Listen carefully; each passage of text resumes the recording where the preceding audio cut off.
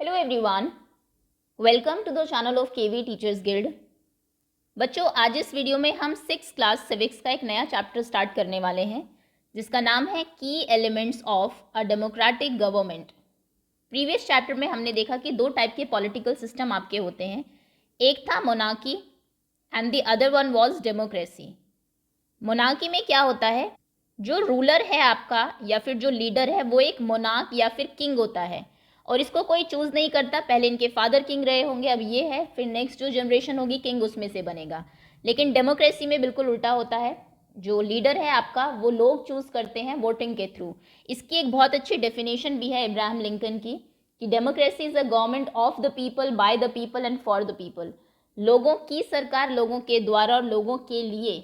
इसमें कोई भी लीडर अगर डिसीजन लेता है डेमोक्रेसी में तो वो आंसरेबल है लोगों को, जिन्होंने गवर्नमेंट बनाई है, जिन्होंने उसको वोट दिया है, वो फिर उनके डिसीजन पर क्वेश्चन कर सकते हैं। लेकिन मोनार्की में ऐसा नहीं है, सिंगल रूलर होता है, जो वो कहेगा वही फाइनल होगा। आप कोई भी ऑब्जेक्ट नहीं कर सकते उसकी किसी भी बात पर। खैर, इनके बारे में हम बहुत डिटेल में प्रीवियस चैप्टर में पढ़ चुके हैं। अब हम बात करते हैं डेमोक्रेटिक गवर्नमेंट की। वर्ल्ड में more than half of the countries में डेमोक्रेसी है आजकल।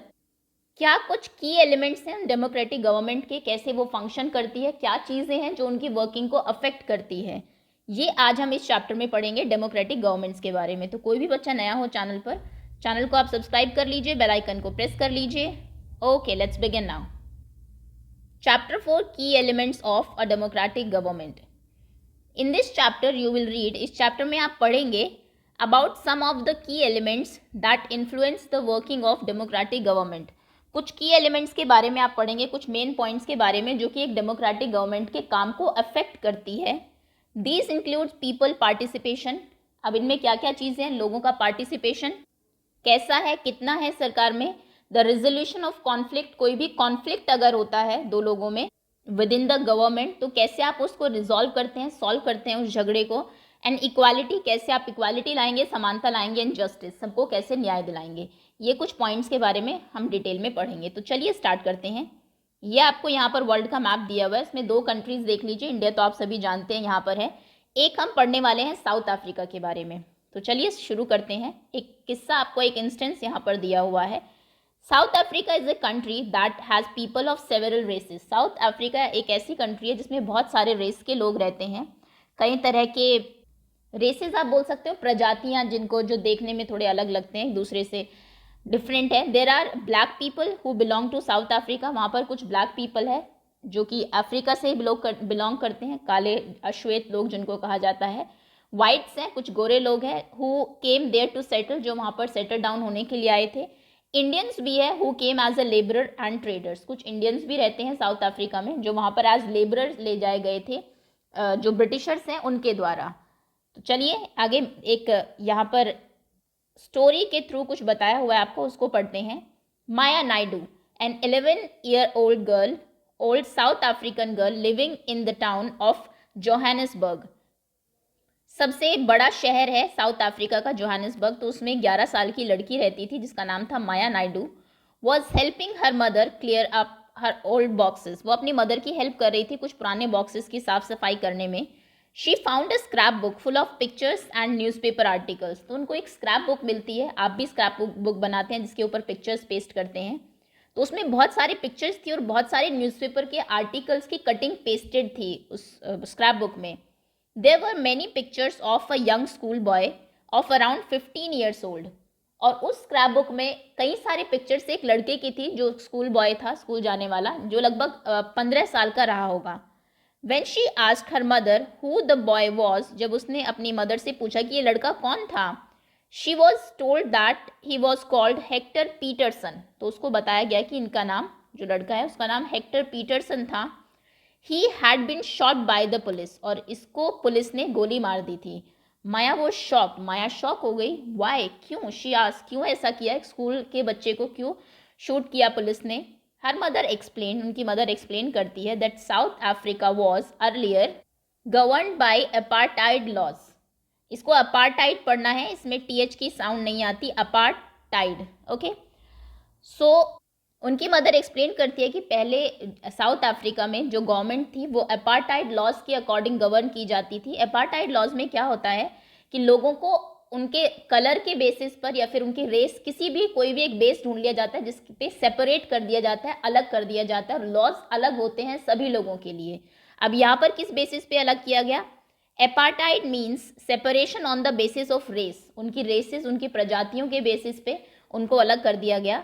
South African people were divided into, और देखिए किस उस पे किया गया? कलर के बेसिस पे। साउथ अफ्रीका के लोगों को 4 पार्ट में डिवाइड किया गया था। वाइट, जो देखने में वाइट है, ब्लैक, जो अश्वेत लोग हैं ब्लैक है, इंडियन अलग, एंड कलर्ड रेसेस, बाकी जो अदर कलर्ड रेसेस थी उनको अलग। ये 4 थे, whites, blacks, Indians and coloured races. According to the law, ये जो अपार्टाइड लॉ था, इसके according these races were not allowed to mingle with each other, ये रेसेस के लोग एक दूसरे से मिंगल होना, मिलना जुलना इनका बिल्कुल मना था। To live near each other, ये एक दूसरे के आसपास भी नहीं रह सकते थे, और even to use common facilities, कोई कॉमन फैसिलिटी भी यूज़ नहीं कर सकते थे कि कहीं से आप किसी शॉप से आपने सामान लिया तो वहीं से ब्लैक लोग ले रहे हैं, वहीं से वाइट, नहीं, सबके लिए फैसिलिटीज़ बिल्कुल अलग थी। आप अलग रहेंगे, एक दूसरे से मिलजुल नहीं सकते हैं, सभी कुछ डिफरेंट था। चारों को बिल्कुल सेपरेट कर दिया गया था उनके कलर के बेसिस पर। Maya could not believe her ears, Maya को अपने कानों पर विश्वास नहीं हो रहा था। आपको भी अगर कहे कि रंग के बेसिस पे लोगों को अलग कर दे तो ये बहुत ही अजीब लगेगा अब के टाइम में, लेकिन पहले ऐसा होता था। माया's mother sounded angry when she spoke about life under apartheid. Apartheid law के अंडर जो लाइफ थी लोगों की, जब उनकी मदर ये बता रही थी कि कैसी लाइफ थी, तो उनको बहुत गुस्सा आ रहा था। She told Maya that in those days, वो माया को बताती है कि उन दिनों में हॉस्पिटल्स वर सेपरेट, सो वर एम्बुलेंसेस, हॉस्पिटल्स और एम्बुलेंसेस भी अलग थे। N ambulance meant for white people could always be well equipped while one meant for black people were not, जो वाइट लोगों के लिए एम्बुलेंसेज होती थी वो बिल्कुल वेल इक्विप्ड, सभी चीज़ें उनके अंदर होती थी, लेकिन जो ब्लैक्स के लिए होती थी उसमें कुछ भी नहीं था एम्बुलेंस में। There were separate trains and buses, सोचिए ट्रेन्स भी अलग है, एक ट्रेन में सिर्फ वाइट लोग जाएंगे, गोरे लोग, एक में सिर्फ ब्लैक जाएंगे, इंडियंस, ऐसे बसेस थी। अगर मान लीजिए आपको कहीं जल्दी जाना है, बस आई, वहीं वो जा रही है, लेकिन आप उसमें नहीं बैठ सकते क्योंकि वो दूसरे रेस के लोगों की है, इतना सेपरेशन था। Even the bus stops were different for black and white people, black और वाइट पीपल के बस स्टॉप्स भी अलग थे बिल्कुल भी उनको, ताकि वो मिलजुल ना सके आपस में। Non white were not allowed to vote, एक और चीज़ की वोटिंग का राइट सिर्फ वाइट पीपल को था, नॉन वाइट को वो भी नहीं था। The best land in the country was reserve for white people, जो सबसे अच्छी ज़मीन होती थी वो वाइट लोगों के लिए रिजर्व थी, चाहे आपके पास पैसे हो, लेकिन आप नहीं खरीद सकते क्योंकि आप ब्लैक है। And non white had to live on the worst available land, सबसे खराब जो ज़मीन थी उस पर उनको रहने के लिए मजबूर किया जाता था जो ब्लैक पीपल थे। Thus black and coloured people were not consider to be equal to whites, इसलिए जो ब्लैक और बाकी जो कलर्ड पीपल थे, कलर्ड पीपल में इंडियंस भी आते हैं, क्योंकि जो ना बिल्कुल ब्लैक होते ना ही वाइट, एवरेज वीटिश कलर के जो होते हैं, गेहुआ रंग जिसको आप कहते हैं, उनको कलर्ड पीपल कहा जाता था, उनको वाइट्स के इक्वली नहीं समझा जाता था। One black township was the south western township, एक ब्लैक की टाउनशिप थी, ब्लैक्स का शहर था, साउथ वेस्टर्न टाउनशिप, जिसको सोवेटो के नाम से जानते थे। Hector Peterson lived here, Hector Peterson जिस बच्चे की बात वो बता रहे थे वो वहीं पे रहता था। And he as in classmates joined the protest against learning the Afrikaans language in school. Peterson ने और उसके क्लासमेट्स जो थे उन्होंने एक प्रोटेस्ट ज्वाइन किया, एक आंदोलन ज्वाइन किया, एक लैंग्वेज उनको स्कूल में पढ़ाई जा रही थी जिसका नाम था अफ्रीकान्स, वो उनके अगेंस्ट थे, वो नहीं उसको पढ़ना चाह रहे थे। This was the language, Afrikaans वो लैंग्वेज थी दैट द वाइट स्पोक, जो कि वहाँ के वाइट लोग जो थे वो बोलते थे, जो वो बोलते थे वही वो चाहते थे कि ब्लैक्स पढ़े ताकि उनकी बात बाद में समझ सकें। Hector and other school students were being force to learn this language, Hector और बाकी स्कूल के बच्चों को फोर्स किया जाता था वो लैंग्वेज पढ़ने के लिए, but they wanted to learn their own language Zulu, लेकिन वो अपनी खुद की लैंग्वेज पढ़ना चाहते थे Zulu. The South African police beat up the protesters mercilessly, उन वहाँ के जो पुलिस मैन थे उन्होंने बहुत निर्दयता से, मर्सी मतलब होता है दयालु, मर्सीलेसली मतलब बिना दया के, निर्दयता से सभी लोगों को पीटा। And shot at the crowd, और क्राउड जो भीड़ थी वहाँ पे गोलियाँ चलाई। One of their bullets killed Hector, और एक बुलेट ने हेक्टर को किल कर दिया। दिस वॉज ऑन 16 जून 1976, ये 16 जून 1976 की बात है। देखिए 1947 में हम इंडिपेंडेंट हो गए थे ब्रिटिशर्स से, लेकिन 1976 तक भी बाकी कंट्रीज़ में ये चल रहा था। The African National Congress, a group of people who led this struggle against apartheid, and their most well-known leader Nelson Mandela, बहुत इंपॉर्टेंट नाम है, fought the apartheid system for several years. Africa की एक पार्टी थी जिसका नाम था African national Congress. एक लोगों का ग्रुप था जो कि स्ट्रगल कर रहा था अपार्टाइड जो लॉ था उसके खिलाफ, और उनके एक बहुत ही वेल नोन लीडर है नेल्सन मंडेला। बहुत स्ट्रगल किया है इन्होंने, आपने देखा होगा, अगर पिक्चर दी हुई हो तो मैं दिखाती हूँ आपको, नहीं आई थिंक एनसीईआरटी में, लेकिन मैं दिखा देती हूँ क्योंकि ये इंपॉर्टेंट है। ये देखिए, ये है नेल्सन मंडेला। ओके, बहुत इन्होंने लड़ाई की इक्वालिटी के लिए कि ये जो अपार्टाइड लॉ है इसको हटाया जाए, बिल्कुल सही नहीं है, और finally they succeeded, and in 1994, बहुत ही रिसेंट बात है, 1994 में South Africa become a democratic country in which people of all races were considered equal. 1994 में जाके, कितने सालों तक ये मेहनत करते रहे, अगेंस्ट उसके लड़ते रहे, तब जाके ये वहाँ पर डेमोक्रेसी आई थी कि सभी जो रेसेस के लोग हैं वो इक्वल रहेंगे। ओके, क्वेश्चन है आपका, what Hector and his classmates protesting about. Hector और उसके क्लासमेट्स किस चीज़ के बारे में, किस चीज़ के अगेंस्ट प्रोटेस्ट कर रहे थे? वो कर रहे थे against teaching language, what was the name, Afrikaan language के Afrikaans in school. Afrikaan language के अगेंस्ट वो कर रहे थे, जूलू वो पढ़ना चाहते थे। List 5 ways in which non-white were discriminated against। सबसे मोस्ट इंपॉर्टेंट और सबसे जो डिस्क्रिमिनेटरी थिंग थी जिसके उस पर डिस्क्रिमिनेशन किया जाता था, they were not allowed to vote. Vote देने का राइट उनको नहीं था। सेकंड, सेपरेट हॉस्पिटल्स थे, सेपरेट हॉस्पिटल्स, उनके हॉस्पिटल्स में फैसिलिटीज़ कम थी। सेपरेट बसेस थी, बस स्टॉप सेपरेट थे, bus stop and buses, and I am sure ये भी होगा कि वहाँ पर बस की सर्विस अच्छी नहीं होगी, जो उनके ब्लैक्स के जो बस स्टॉप्स थे। ट्रेन्स और बसेस, ट्रेन्स तक सेपरेट थी ब्लैक एंड वाइट लोगों की। उसके बाद they were forced to learn white people language. White peoples की जो लैंग्वेज थी, जो लैंग्वेज वो बोलते थे, उनको फोर्स किया जाता था उसको पढ़ने के लिए, ये भी डिस्क्रिमिनेशन ही है। Next, they were not allowed to mingle, उनको आपस में मिलने भी नहीं दिया जाता था। ये कुछ बेसिस हैं जिनके बेसिस पर नॉन वाइट लोगों के साथ डिस्क्रिमिनेशन होता था। उनकी कॉलोनीज अलग थी। दे वर फोर्स टू लिव, ये भी एक इम्पॉर्टेंट ही रह गया, फोर्स टू लिव ऑन जो वर्स्ट, वहाँ की सबसे खराब ज़मीन होती थी उसके ऊपर उनको रहने के लिए फोर्स किया जाता था। Force to live on worst land. Okay, next, do you think it is important for all person to be treated equally. क्या ये ज़रूरी है कि सभी लोगों को इक्वली ट्रीट किया जाए? बिल्कुल।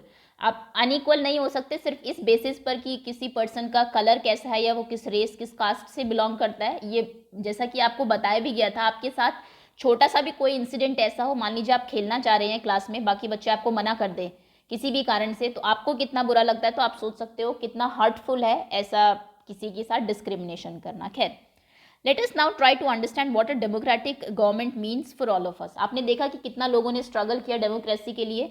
तो डेमोक्रेटिक गवर्नमेंट का मतलब क्या है हम सब के लिए? सबसे पहले इंपॉर्टेंट चीज़ है इसमें पार्टिसिपेशन लोगों का।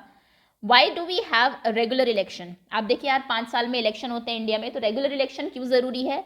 We have already read in the previous chapter that people make the decision in a democracy. हमने देखा कि लोग डिसीजन लेते हैं डेमोक्रेसी में। Through voting in election people elect their leaders to represent them. ये नहीं कि लोग अगर लेते हैं तो हम क्यों नहीं लेते डिसीजन, हम लोग उनको चूज़ करते हैं जो हमारे रिप्रेजेंटेटिव है गवर्नमेंट में, वो बैठेंगे और हमारे बिहाफ पे फिर वो डिसीजन लेंगे। These representative take decisions on behalf of the people. In doing so it is assumed that they will keep in mind the voices and interest of people. जिन्होंने उनको वोट दिया, उनका इंटरेस्ट, उनकी voices को वो ध्यान में रखेंगे। ऑब्वियसली अगर आप लोगों के बारे में नहीं सोचेंगे, अपने फायदे को देख के कोई भी डिसीजन लेंगे, तो next time people will not vote for you. अगली बार से लोग आपके लिए वोट क्यों करेंगे? All government are elected for fixed period. सभी गवर्नमेंट एक फिक्स्ड पीरियड के लिए इलेक्ट होती है हमेशा। ऐसा नहीं कि कोई गवर्नमेंट है तो आप लाइफ टाइम चलेगी, वो नहीं। In India this period is for 5 years. India में अगर हम इस पीरियड की बात करें तो वो 5 साल के लिए होती है। वंस इलेक्टेड, एक बार अगर इलेक्ट हो गई, चुनी गई सरकार, government can stay in power only for that period. Government सिर्फ 5 साल तक पावर में रह सकती है। If they want to continue to be in power, अगर वो चाहती है कि हम आगे भी पावर में रहे, then they have to re elect by the people. उनको ऐसा कुछ काम करना पड़ेगा कि लोग उनको दोबारा से चुने, री इलेक्ट करें। This is moment when people can sense their power in democracy. और ये वो चीज़ है जब लोगों को पता लगता है कि उनकी कितनी पावर है डेमोक्रेसी में। कितना भी बड़ा नेता हो, देखिए एंड में जब इलेक्शन का टाइम आता है तो आपको रोड पर लोगों से वोट मांगते हुए घूमता हुआ देखने को मिलेगा। तो लोगों को कहीं ना कहीं एहसास होता है कि हम पावरफुल है, लेकिन आपको उस पावर का सही इस्तेमाल भी करना है। In this way the power of government gets limited by regular election. तो गवर्नमेंट की पावर थोड़ी सी लिमिटेड हो जाती है रेगुलर इलेक्शन से। अदर वेज ऑफ पार्टिसिपेटिंग, एक तो हमने देखा हम गवर्नमेंट में कैसे पार्टिसिपेट करते हैं, वोट देके कि हम चुनते हैं आपको। और क्या तरीके हो सकते हैं आपके पार्टिसिपेट करने के? Elections are usually held once in 5 year. Election तो 5 साल में एक बार आएगा, तो 5 साल में सिर्फ एक ही बार आपका हाथ मतलब पार्टिसिपेशन होता है। गवर्नमेंट में ऐसा नहीं है। बिसाइड्स वोटिंग, वोटिंग के अलावा भी there are other ways of participating in the process of government. Government के प्रोसेस में पार्टिसिपेट करने का और भी तरीके हैं। People participate by taking an interest in the working of the government and by criticising it when require. लोग और कैसे पार्टिसिपेट करते हैं? जो काम कर रही है सरकार उसमें बहुत इंटरेस्ट लेते हैं कि कर क्या रही है, क्या इसके रिजल्ट्स रहे, और फिर उसको क्रिटिसाइज करते हैं कि ऐसा क्यों किया, ये ऐसा करना चाहिए था, है ना। आपने देखा होगा बहुत सारी डिबेट्स होती है, न्यूज़ चैनल के ऊपर लोग जाते हैं, अपने व्यूज़ देते हैं। कई बार जो मीडिया है, मीडिया बहुत इंपॉर्टेंट है किसी भी डेमोक्रेसी के लिए, फ्री मीडिया होना चाहिए। तो वो भी कई बार जाके लोगों की सलाह लेते हैं, सरकार के बारे में लोग अपने व्यूज़ देते हैं। तो आप गवर्नमेंट में ऐसे भी पार्टिसिपेट कर सकते हैं। एक इंस्टेंस आपको दिया हुआ है, अगस्त 2005 अगस्त में, when a particular government increase the money people had to pay for electricity, people express their disapproval very sharply. जो गवर्नमेंट 2005 में थी इंडिया में, उन्होंने जो इलेक्ट्रिसिटी के प्राइसेस बढ़ा दिए, बिजली के रेट हाई कर दिए, तो लोगों ने बहुत गुस्सा दिखाया इस चीज़ में, बहुत शार्पली। दे टुक आउट रैलीज, लोग देखिए रैली भी निकालते हैं। आपने अभी रिसेंट देखा होगा किसान आंदोलन, तो वो जो आंदोलन कर रहे थे, फार्मर्स प्रोटेस्ट कर रहे थे, जो लॉ बनाया था गवर्नमेंट ने, वो भी तो एक तरीका है गवर्नमेंट में पार्टिसिपेट करने का। आप रिजेक्शन दिखा रहे हैं उसको कि नहीं हमें ये मानना नहीं है। सही गलत हम नहीं कह रहे हैं कि क्या है, लेकिन एक तरीका है वो भी डेमोक्रेसी में गवर्नमेंट में पार्टिसिपेट करने का। आप उनको मना नहीं कर सकते अगर आप शांतिपूर्ण रैली करते हैं, किसी को नुकसान आप नहीं पहुंचा रहे हैं। खैर, and also organised a signature campaign, उन्होंने एक सिग्नेचर कैंपेन भी शुरू किया कि जो इसके फेवर में है वो सिग्नेचर करेंगे यहाँ पर। The government try to explain, government फिर एक्सप्लेन करती है कि उसने ऐसा क्यों किया, एंड डिफेंड इट्स डिसीजन, उन्होंने डिफेंड किया अपने डिसीजन को कि बिजली महंगी क्यों की। But finally listen to the people's opinion, लेकिन फाइनली उन्हें लोगों के जो ओपिनियन था वो सुनना पड़ा, एंड विड्रॉ द इंक्रीज, और वो जो प्राइस उन्होंने बढ़ाए थे बिजली के उसको विड्रॉ करना पड़ा, हटाना पड़ा। The government had to change its decision because it is responsible to people.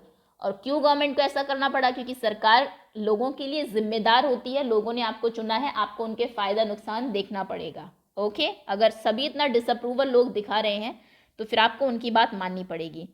There are many ways in which people express their views and make government understand what action they should take. बहुत सारे तरीके हैं जिससे कि लोग action लेते हैं, अपना व्यूज़ एक्सप्रेस करते हैं गवर्नमेंट के सामने, और उनको समझाने की कोशिश करते हैं कि आपको क्या डिसीजन लेना है। आप जाके सीधा फ़ोन तो नहीं कर सकते पीएम को कि नहीं देखिए आप ऐसा करिए, लेकिन आप रैलीज कर सकते हैं, वहाँ तक बात ज़रूर पहुँचेगी। दीज इंक्लूड धरना, rally, strike, signature campaign etcetera. धरने पे बैठ जाते हैं लोग, हम काम नहीं करेंगे, रैली निकालते हैं बहुत सारे लोग इकट्ठा होकर ताकि न्यूज़ में आए, गवर्नमेंट को पता लगे कि लोगों की क्या राय है, क्या लोग चाहते हैं।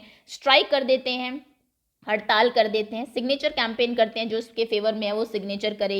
यहाँ पर थिंग्स दैट आर अनफेयर, चीज़ें जो उनको अनफेयर लगती है, एंड अनजस्ट मतलब अन्याय हो रहा है हमारे साथ ऐसा लगता है, आर ऑल्सो बॉट फॉरवर्ड, उनको भी आगे लाया जाता है। Newspapers, magazines and TV also play a role in discussing government issue and responsibilities. बिल्कुल, न्यूज़पेपर, मैगजीन और टीवी का बहुत इंपॉर्टेंट रोल है ये डिस्कस करने में कि गवर्नमेंट के क्या इश्यूज़ हैं और क्या रिस्पॉन्सिबिलिटीज़ हैं।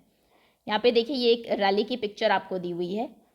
While it is true that democracy allow people to participate, ये बात सच है कि डेमोक्रेसी लोगों को अलाउ करती है कि आप सरकार में पार्टिसिपेट कर सकते हैं.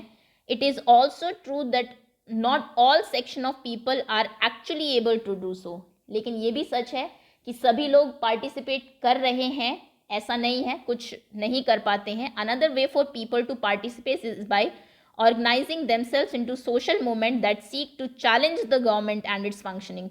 कुछ तरीके ऐसे भी है गवर्नमेंट में पार्टिसिपेट करने के. कुछ लोग मिल के आपस में एक ऑर्गेनाइजेशन बना लेते हैं, अपना एक संस्था बना लेते हैं, एक कोई भी एक सोशल मूवमेंट में अपने आप को इकट्ठा करते हैं जो कि गवर्नमेंट के किसी भी फंक्शन को, किसी भी डिसीजन को चैलेंज करती है. जैसे अभी फार्मर्स का एक बहुत रिसेंट एग्जांपल है. आप पॉलिटिकल साइंस अगर पढ़ रहे हैं तो डेली लाइफ से एग्जांपल लीजिए, आपको इजीली मिल जाएंगे वहाँ पर. Members of the minority community, जैसे कोई माइनॉरिटी कम्युनिटी का मेंबर है, उन सब ने मिलकर अपनी एक संस्था बना ली. दलित्स ने, आदिवासीज ने, वुमेन ने मिलकर बना ली कि सरकार वुमेन के बारे में कुछ क्यों नहीं कर रही है, फिर वो उसके लिए लड़ेंगी. तो ऐसे कम्युनिटी बना लेते हैं लोग. And other are often able to participate in this manner, और इस तरीके से वो लोग सरकार में पार्टिसिपेट कर पाते हैं. If a country's people are alert, अगर किसी देश के लोग अलर्ट है एंड इंटरेस्टेड है in how the countries run. कई बार तो ऐसा होता है चलिए छोड़िए, हमें क्या लेना देश में जो हो रहा है, अपना तो चल रहा है. लेकिन कई देश के लोग होते हैं अलर्ट रहते हैं और इंटरेस्टेड है कि देश ऐसे कैसे चलेगा, भले ही कोई डिसीजन हमें अफेक्ट नहीं कर रहा लेकिन आपको वो गलत लगता है तो आप उसको एक्सप्रेस करेंगे. अगर किसी देश के लोग ऐसे हैं, the democratic character of the government of the country will be stronger. तो उस देश का जो डेमोक्रेटिक कैरेक्टर है, लोकतांत्रिक जो एक कैरेक्टर है, उसका चरित्र जो है वो स्ट्रॉन्गर होगा, मजबूत होगा. So the next time we see a rally winding through the street of our cities and towns or village, we should pause to find out what the rally is about. तो अगली बार आप किसी rally को देखें, कोई लोग बहुत सारे इकट्ठे होकर कुछ बोल रहे हैं, नारे लगा रहे हैं, रैली निकाल रहे हैं, लोगों को बता रहे हैं, जागरूक कर रहे हैं कि देखिए कोई ऐसी बात हुई है जिसके खिलाफ हम हैं. तो आप देखिएगा कि आपके शहर में, सिटी में, विलेज में, गाँव में, कहीं भी हो, तो ये देखिएगा कि रैली किस बारे में है, who is participating in it, कौन लोग इसमें पार्टिसिपेट कर रहे हैं, and what they are protesting about, वो किस लिए प्रोटेस्ट कर रहे हैं. This will help to give us a sense of how are government work. इससे आपको पता लगेगा कि हमारी जो सरकार है वो कैसे काम करती है. Need to resolve conflicts, conflicts जो विवाद हो जाते हैं उनको कैसे रिजॉल्व किया जाएगा, ये भी हमने देखा एक इंपॉर्टेंट पॉइंट है आपकी डेमोक्रेटिक गवर्नमेंट का. अगर मोनार्की है तो कोई फर्क नहीं पड़ता, लोग लड़ रहे हैं, होने दीजिए. लेकिन अगर आपके यहाँ पर डेमोक्रेसी है तो सरकार आपको चलानी है, देश चलाना है, उस टाइम पे आपको उनको रिजॉल्व करना पड़ेगा, उनका समाधान करना पड़ेगा कॉन्फ्लिक्ट्स का, विवादों का. इन माया स्टोरी, माया की जो कहानी हमने देखी थी, you read about how conflict can often lead to violence and death. आपने देखा कि कैसे कॉन्फ्लिक्ट से वायलेंस होती है, हिंसा होती है. कॉन्फ्लिक्ट क्या था, हमें लैंग्वेज नहीं पढ़नी है, दूसरे कह रहे थे आप ये पढ़ेंगे. तो जब दो लोगों में कॉन्फ्लिक्ट होता है, विवाद होता है, तो फिर वायलेंस होती है. वहाँ पर उन्होंने प्रोटेस्ट किया, लाठी चार्ज हुआ, कई जगह आप देखते होंगे. फिर कई बार एक शूट किया उन्होंने जो एक बच्चे को लग गया, और डेथ्स भी होती हैं because one group decide that it is all right to use force to prevent the other group from protesting. क्योंकि एक ग्रुप को ये लगता है कि प्रोटेस्ट करना मतलब से आप उनको रोक सकते हैं, ये सिर्फ आपका अधिकार है, आप जो चाहे वो कर सकते हैं. ऐसा लेकिन डेमोक्रेसी में नहीं होता. अगर आप प्रोटेस्ट कर रहे हैं, लेकिन प्रोटेस्ट ऐसा नहीं कि आप वायलेंट हो जाए, नहीं. अगर आप शांतिपूर्ण ढंग से कहीं पर धरने पर बैठे हैं, रैली निकाल रहे हैं, किसी को नुकसान नहीं पहुंचा रहे हैं, तो कोई आपको मना नहीं कर सकता, कोई आपको वायलेंटली स्टॉप नहीं करेगा, रोकेगा नहीं. ये जो हमने किस्सा पढ़ा ये तब का है जब डेमोक्रेसी नहीं थी साउथ अफ्रीका में, है ना, तो इसलिए उन पर लाठी चार्ज हुई and everything. Conflicts occur when people of different culture, religion, region और economic background do not get along with each other. Conflict कब होते हैं, आपस में विवाद कब होते हैं, झगड़ा कब होता है, जब दो कल्चर के लोग या रिलीजन, धर्म के लोग, या फिर दो अलग अलग रीजन, जगहों पे रहने वाले लोग, इकोनॉमिक बैकग्राउंड, अमीर या गरीब, जैसे भी हो, वो एक दूसरे के से उनको कोई प्रॉब्लम है, गेट अलॉन्ग नहीं हो पा रहे हैं, साथ नहीं चल पा रहे हैं. और when some among them feel they are being discriminated against, या फिर लोगों को लगता है उनके साथ भेदभाव हो रहा है. ये बड़ा इंपॉर्टेंट वो है. वुमेन को लगता है कि भेदभाव हो रहा है, ये हमें ये काम क्यों नहीं करने दिया जाता, तो फिर वो रैली निकालती है, प्रोटेस्ट करती है ना. तो ये कारण है कॉन्फ्लिक्ट के. People may use violent means to settle their differences. लोग कोई वायलेंट तरीका, हिंसक तरीका भी निकाल सकते हैं अपने डिफरेंसेस को, अपने जो आपस में मतभेद है उनको सॉल्व करने के लिए. This lead to fear and tension among other living in an area. अब आप तो लड़ रहे हैं आपस में, लेकिन बाकी जो लोग रह रहे हैं उस एरिया में सभी आपके साथ शामिल हो, ऐसा तो नहीं होता। उनमें फिर डर और टेंशन हो जाती है। The government is responsible for helping to resolve conflict, इसलिए सरकार को आना पड़ेगा कॉन्फ्लिक्ट को रिजॉल्व करने के लिए, ताकि बाकी किसी को परेशानी ना हो। Let's read about some of the conflict in our society and the role of the government in resolving them. कुछ कॉन्फ्लिक्ट्स पढ़ते हैं अपनी सोसाइटी के और क्या रोल है गवर्नमेंट का उसको सॉल्व करने में, इसको भी देख लेते हैं एक बार। The Indian constitution lays down the basic rules और laws that has to be followed by everyone. Bharat का जो संविधान है, कॉन्स्टिट्यूशन की बुक जो है, उसने कुछ लॉ बनाए हैं, रूल बनाए हैं, जिसके हिसाब से हर किसी का कॉन्फ्लिक्ट सॉल्व किया जाएगा। ये लॉ दोनों के लिए है, चाहे वो गवर्नमेंट है चाहे लोग हैं। कॉन्फ्लिक्ट या फिर डिफरेंसेस, आपस में जो मतभेद है आपके, वो रिजॉल्व होते हैं इन्हीं लॉज के अकॉर्डिंग। इनके बारे में आप बाद में पढ़ेंगे, ठीक है, अभी बाद में देखेंगे। अभी हम कुछ जो कॉमन एग्जाम्पल्स है उनको देखते हैं। रिलीजियस प्रोसेशंस, कोई भी धार्मिक कोई प्रोसेशन है, and celebrations can sometimes lead to conflict. धार्मिक कोई जुलूस निकल रहा है या फिर अलग कोई सेलिब्रेट कर रहा है अपना फेस्टिवल, इससे कई बार कॉन्फ्लिक्ट हो जाते हैं। जैसे कि the route a procession take may lead to conflict. आप एक रूट है जिस पे आप प्रोसेशन कर रहे हैं, जुलूस निकाल रहे हैं, मतलब बहुत सारे लोग इकट्ठा होके सेलिब्रेट कर रहे हैं, डांस कर रहे हैं, जैसे भी आप करते हैं, और वहाँ से कोई लोग आना जाना भी है वो बंद हो गया, तो फिर आपस में कॉन्फ्लिक्ट आप में हो सकते हैं। The government particularly the police, ऐसे टाइम पे आपने देखा होगा जब भी कहीं ऐसा होता है तो पुलिस वहाँ पर रहती है, ताकि आने जाने वाले लोगों को भी ज़्यादा प्रॉब्लम ना हो, और जो उनका प्रोसेशन है रिलीजियस वो भी आसानी से हो जाए। ओके, यहाँ पर उनका इंपॉर्टेंट रोल होता है in getting representative of concern community to meet, कि आप जो ये प्रोसेशन करने वाले हैं आपके रिप्रेजेंटेटिव कौन है, एक लीडर अपने आप में से बना लीजिए, हम उससे बात करेंगे, उसके साथ मीटिंग करेंगे, डिस्कस करेंगे कि ये कैसे होना है। Okay, to concern meet and try to arrive at a solution, एक सोल्यूशन पर वो आते हैं। At times there are fear that violence may erupt, कई बार ये डर भी रहता है, इतने सारे लोग अगर एक कम्युनिटी के इकट्ठे हुए हैं, अगर आपने उनको कुछ कहा तो फिर वो वायलेंट भी हो सकते हैं। विद पीपल थ्रोइंग स्टोन्स और trying to disturb the procession, कुछ लोग पत्थर फेंकने लगते हैं दूसरे धर्म के, क्योंकि है वो उनके प्रोसेशन को रोकने की कोशिश करते हैं। The police is responsible for ensuring that violence does not take place, अगर पुलिस इसके लिए जिम्मेदार है कि वायलेंस वहाँ पर ना हुआ, तो फिर वो, आप देखिए सरकार को सभी लोग बोलते हैं कि पुलिस क्या कर रही थी, सरकार ने क्यों पहले इंतजाम नहीं किए इन सब चीज़ों के लिए। तो एक तो ये है कॉन्फ्लिक्ट का कारण।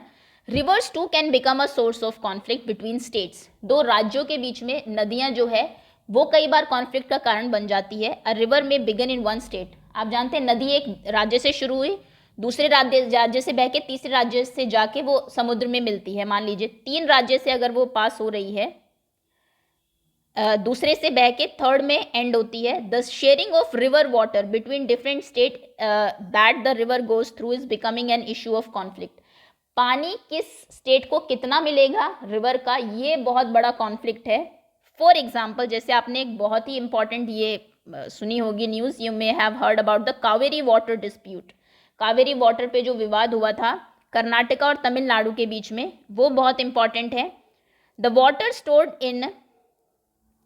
stored in Krishna Raj Sagar Dam in Karnataka is used for irrigating the number of district and for meeting the need of city Bengaluru.